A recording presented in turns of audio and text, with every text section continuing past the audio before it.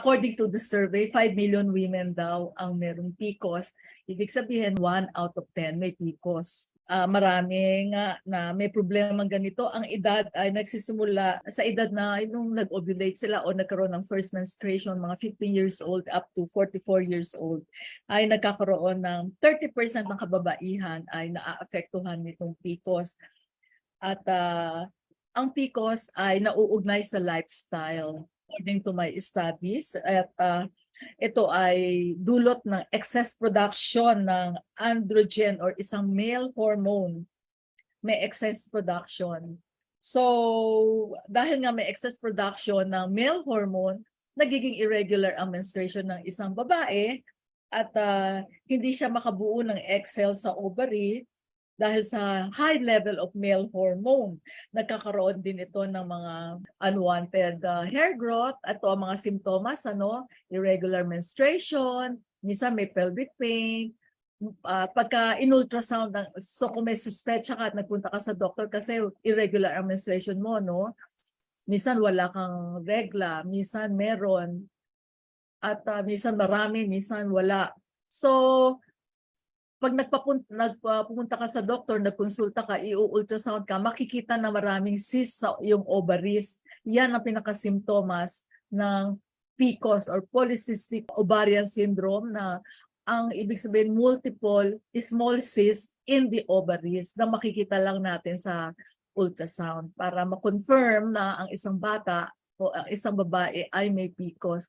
Of course, marami siyang acne, mga pimples kasi hormonal imbalance, At ito pa, mataba siya. Kahit na anong pagre-reduce ng isang babae ay talagang makikita mo na medyo may katabaan siya. Heavy ang bleeding minsan. Of course, may headache siya.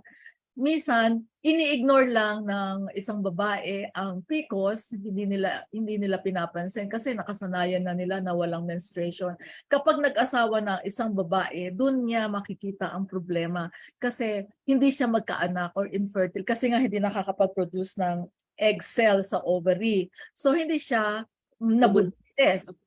Oo. So, of course, pagka hindi mo nga naagapan lahat ng mga lab works, high blood pressure, high blood sugar, yan ay high cholesterol, yan ay ang mangyayari sa isang may PCOS. Ang may PCOS ay may tinatawag na hair growth or excess growth ng buhok, let's say bigote, may bigote siya or kakaibang klase, at meron siyang male pattern na baldness. At of course, decreased libido later on sa kanilang sexual life. So, yan ang mga polycystic ovarian syndrome. Ito ang mga simptomas. At parang hindi pinapansin ng isang babae, dahil wala naman siyang simptomas na nararamdaman, except, siyempre, abnormal naman na hindi ka magkaroon ng menstruation. That is the time na doon sila nagpapatingin sa doktor. Banayad ang mga simptomas na ito, hindi halata, kaya hindi pwede naman silang i-ignore. Ang PCOS ay dahilan sa maling choices ng pagkain. Halimbawa, ikaw ay mahilig kumain ng matataba, yun ang nagiging dahilan, kaya nagkakaroon sila ng hormonal imbalance and insulin resistance dahil yung nakagiliwa mong kainin, mahilig ka sa mga matatamis, mahilig ka sa mga processed meat, at ito ang nakahiligan mong kainin. So, sigurado bang hindi na sila papayat? Kung mag-change ka ng lifestyle at mag-exercise ka, itong dalawang bagay na ito, ikaw ay papayat.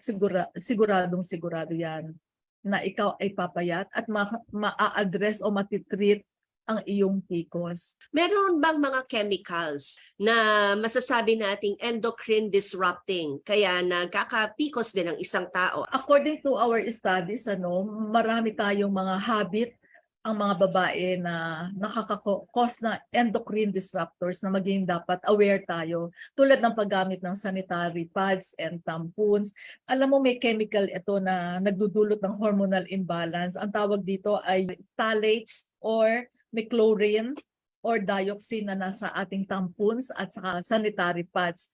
So yan ay pag inilagay natin usually sa mga kababaihan, minsan nagtitibid, minsan basang-basa na ayaw papalitan. So kaya nagkakaroon ng bacterial infection at yun ang nagiging dahilan na pumapasok sa atin yung tinatawag na nakakakos ng hormonal imbalance or endocrine disruptors dahil dun sa chemicals na meron dito sa mga sanitary pads na ito. So kailangan maging aware tayo. Mga air fresheners, no?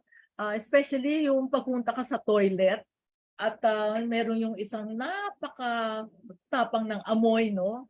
Ng isang maraming chemicals, yun yung bilog-bilog. Mga mothball? Oo, mothballs na laging nilalagay sa toilet, ano. Nung hindi pa ako sa wellness noon, ako, nilalagay ko yan kung saan-saan sa amin kasi nga pamatay din ng mga ipis, no? Pero Oh. yung napakasama pala niya dahil nga sa content nito may mga tinatawag na phthalates na sumisira sa ating hormones, nagkukos ng hormonal imbalance. Ito pa, pansinin natin yung mga plastic food containers. Nako, ginamit mo usually pagka microwave mo pa yan. Nako, ang content yan, ito ay may BPA na tinatawag or tinatawag na bisphenol A. Bisphenol A na meron itong chemical na pag nakain natin ito ay sisira din sa ating hormones, no? So instead na plastic ang gamitin natin ay gumamit tayo ng glass, especially sa mga tumbler, no? Sa mga tumbler natin, plastic, ano? So minsan may stainless, bumili ka na lang mga stainless or kaya glass. At dahil yon mas safe yun. At kung halimbawang umiinom ka ng mga bottled water, naku, huwag mo paiinitan sa araw at halimbawang pag hindi mo siya naubos, tapon mo na, huwag mo na inumin kasi mas mataas ang BPA content nito kapag ito ay ininom mo at na-expose sa sunlight. No?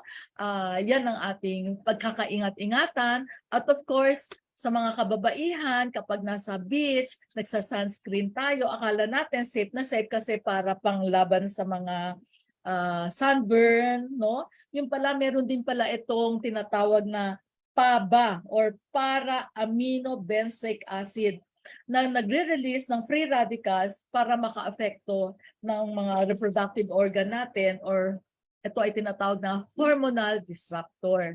Of course, mga cosmetics, mga lipsticks, mga antiperspirant natin, deodorant, at iba pa mga ginagamit natin, ano, usually marami dyan sa market, ano, kung maaari lang, di tayo mag-isip. O kaya i-test mo kung ano yung meron dito kasi ito daw ay nagkukos ng cyst, multiple cyst pagka tayo ay gumagamit madalas nito. Meron itong parabens or phthalates. Yan ang mga chemicals na meron nito na tinatawag na endocrine disruptor na kinaugalian ng mga babae. Sa pagluluto naman, gumagamit tayo ng non-stick cookware. Alam niyo ba na ito ay merong tinatawag na sa mga non-stick cookware, PFOA. So can you imagine the chemicals? Minsan, di ba yung non-stick natin, nawawala na yung itim. Pag nakain natin yun, natin yun, yun ay chemicals na nagkukos ng multiple cysts sa atin. So maging aware lang tayo sa mga ginagamit nating mga cookwares. Kung maaari, gumamit tayo ng glass, stainless, or ceramic. Mas safe tayo doon. So ito ay sa mga according sa aking mga studies na kinaugalian natin na dapat tayo ay mag-ingat-ingat upang sa ganon hindi tayo magdagdag ng cyst sa ating ovary. Eventually, pag dumami ang cyst, malilid sa cancer eventually. Ano-ano naman yung mga food na dapat iwasan kung ako ay meron ng PCOS o kaya para hindi ako magka-PCOS? Okay, dahil ito ang mga foods to avoid. Number 1, top of the line is matamis or sugar. Ito ang worst food para sa PCOS, no? Ang sugar daw ay nagkukos ito ng high body fat, nakaka-store ito, at insulin resistance. So yan ang pinaka-iiwas-iwasan natin dahil ito ay nakaka-increase ng cravings, nakaka-increase ng addiction para sa pagkain. Ito ang pinaka-problema ng PCOS, hindi mo mapigilan ang pagkain. Kahit nabusog ka na, at ang sugar, isa sa mga dahilan kung bakit nag-i-increase ang iyong cravings for food kahit na naubos mo na ang isang bandihadong kanin o Grabe naman. nagutom ka pa, talagang hindi ka matigil sa pagkain eh. Yun ay kadahilanan na mahilig tayong kumain ng matatamis tulad ng mga ice cream, cakes, jam, yan ang mga dapat nating iwasan sa breakfast natin, fruit juices, jams, soft drinks, yan ang dapat nating iwasan dahil ito ay nagkukos ng devastating effect sa ating katawan. Nagkukos ng hormonal imbalance. Ito ay number 1, top of the line, number 1 yan. So, meron yun, no? At ang pinakamahirap sa PCOS ay yung cravings for food, kaya sila ay tumataba. Parang, anak ko, parang kakalimutan mo na ang lahat, basta ma-please ka lang sa iyong craving sa pagkain. So, yun ang isang feature, isang simptomas na isang may PCOS, hindi ka masatisfy sa iyong pagkain. Pangalawa is refined carbohydrates o tinatawag na simple carbohydrates tulad ng rice, bread, pasta, potato. Mabilis silang mag-breakdown sa ating katawan, kaya kung ikaw ay mahilig sa french fries, siguradong shoot up yung blood sugar. Kaya iwas-iwasan na lang natin ito. Mga meat and meat products, anong meron dito? Halimbawa mga baboy, baka, chicken. Ito ay ini-injection na ng steroid or para mabilis silang lumaki, mabigat ang timbang, malaki ang kita ng isang businessman. So instead na 28 days ang harvest time, dahil sinaksakan mo ng steroid, so instead na 45 days, within 28 days or even less, ay makaka-harvest ka na. So mataba, mabigat sa timbang. Pero pag in-ingest pala natin ito, nagkakaroon ng inflammation sa ating katawan at nagkakaroon ng multiple cysts sa ating katawan na hindi tayo aware. May tinatawag na extra growth dahil sa steroid na in-inject sa mga meat na ito. Dairy, bakit ba dapat din nating iwasan? Kasi ang dairy ay nakakakos ng inflammation sa ating katawan. Siyempre, dairy is galing sa mga cow's milk, so meat din yon. So, nakakakos din ng inflammation. Mga vegetable oil. So, ano na lang gagamitin natin? Ito ay rich in omega-6 fatty acids na nagkakos ng inflammation. Yun ang ating iniiwasan. Ang inflammation ay nagkakos ng hormonal imbalance. Nag-i-store ka ng maraming fat sa katawan. Ano-ano ang mga oil, ano na lang ang dapat natin gamitin. Sinasuggest natin dito sa Tree of Life, ang gagamitin mo na oil na hindi siya nag-change ng state ay coconut oil. Ang olive oil, kapag ginamit mo sa pang-gisa, ay nag-change din ng state. So, ang olive oil ay ginagamit lamang sa salad, which is good dahil hindi siya nag-undergo ng heating, Samantalang ang coconut oil at high heat, hindi siya nag-change ng state. So bawal na bawal ang mga vegetable oil dahil ito ay omega-6 fatty acids na nakukos ng inflammation. Ngayon, may trans fats na tinatawag. Ano ba ito? Ang trans fats ay artery clogging fat. Yan ang definition ng trans fat. At ito ay again, nagkukos, aside from artery clogging fat, nagkukos din ito ng inflammation. Ito ay makikita natin, makakain natin sa french fries na pinirito pa ulit-ulit sa at high temperature yan. Donut, ayan. Yan ang iiwasan natin, high in trans fats. Coffee, masama ba ang coffee? Yan ang mga katanungan, Pero according sa aking studies, 2 cups of coffee per day, high risk ka na para maapektuhan ang hormonal imbalance, ang hormonal balance mo. Bakit? Kasi nag-i-increase ito ng estrogen level na nakaka-apekto ng iyong hormones. Yan pala ang coffee. So 2 cups of coffee per day, kung ikaw ay mahilig, babae ka at ikaw ay mahilig, usually pag ikaw sa call center, sa gabi gusto mong stay awake, so kailangan mag-coffee na mag-coffee. So tandaan natin, maka 2 cups ka lang, high risk ka na. Of course, ang processed foods, no? Ang processed foods, bakit siya nakaka-cause ng hormonal imbalance at nakaka-cause ng multiple cysts sa ovary? Dahil ang processed food, at ito ay may tinatawag na preservative sodium nitrate, isang chemical na makakapagdagdag ng cyst sa iyong ovary. So dapat natin itong iwasan, mga tocino, hotdog, spam, ham, anything that is processed, meron niyang preservatives na tinatawag na sodium nitrate na nakakadagdag ng inflammation, nakakadagdag ng cyst sa ovary, nagkakaroon padagdag ng padagdag at eventually pag hindi mo in-address to, mag-end up, mauuwi ka sa cancer. Okay, ang natural health, pag pumunta ka, nagkonsulta ka sa doktor, ang PCOS ay tinitreat ng oral contraceptive or hormonal para mabalance inyong hormones. Bibigyan ka ng pills, no? Pero before ka mag-uwi sa, lalo na kung ikaw ay nag-iedad ng kabata-bata mo, nag-start ka ng 13 years old or 14 years old na irregular na menstruation mo, mag-oral contraceptive ka, ito ay isang nakakalungkot na senaryo na mauuwi kasi sa mismong oral contraceptive na yan ay magdudulot sa iyo ng harm sa katawan. So, ang huge part ng iyong treatment ay diet and exercise. So ano ang diet? Kailangan yung proper diet. Ang amin nire-recommend dito ay talagang plant-based. Anong meron sa plant-based? Ito ay may living enzymes na bumubuhay ng ating mga dead cells. Hindi nga pinapatay. So kailangan natin ng proper diet. Ay iwasan na natin sa ating grocery list ang mga junk foods. Kung maaari lang, ang mga bibilhin natin ay all natural, all organic. So plant-based diet. So ano na lang ang ating gagamitin na meat?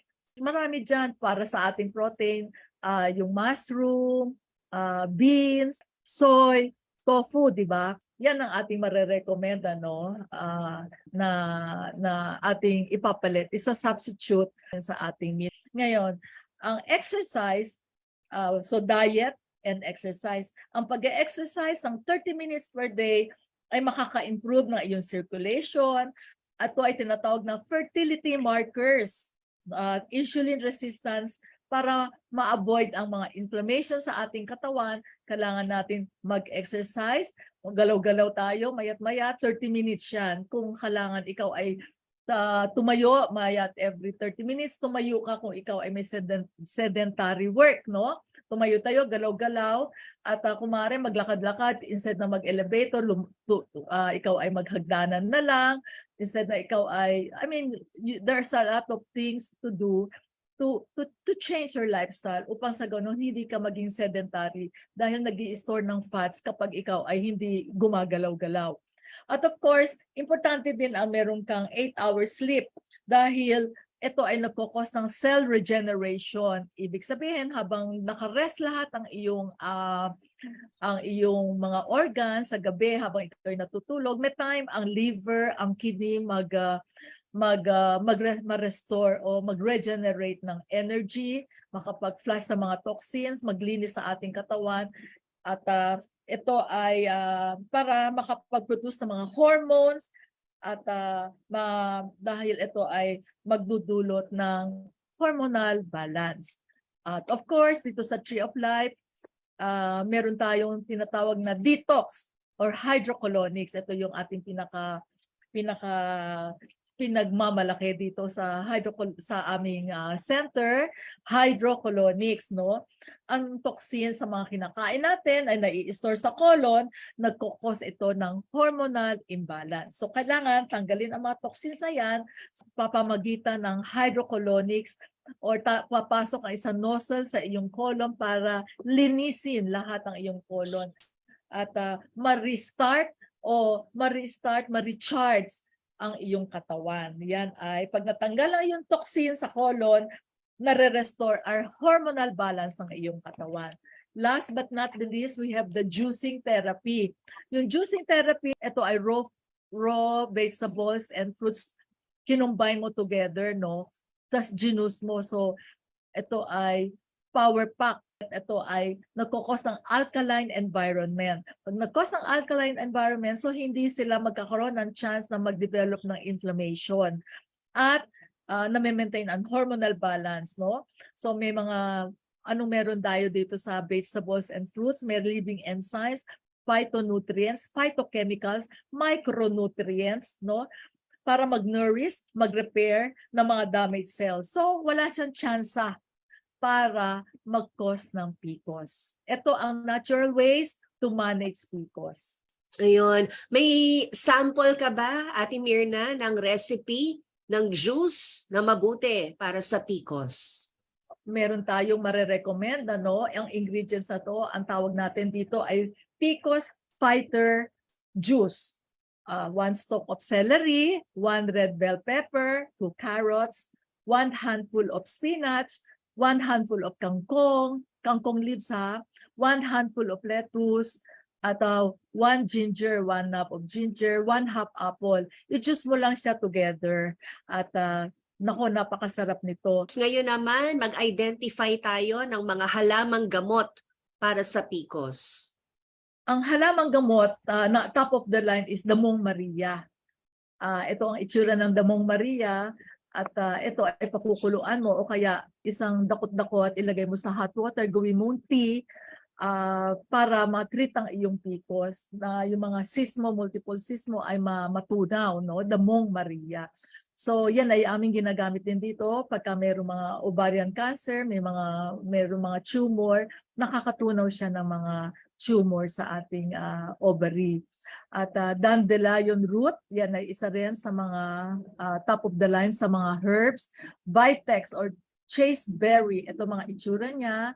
Ganoon, no? Alam natin na ang mga paggamit ng mga halamang gamot ay it's either pakuluan or it's either gawin siya, ilagay sa isang cup ng mugs na mainit na tubig at pwede mo siyang inumin, no?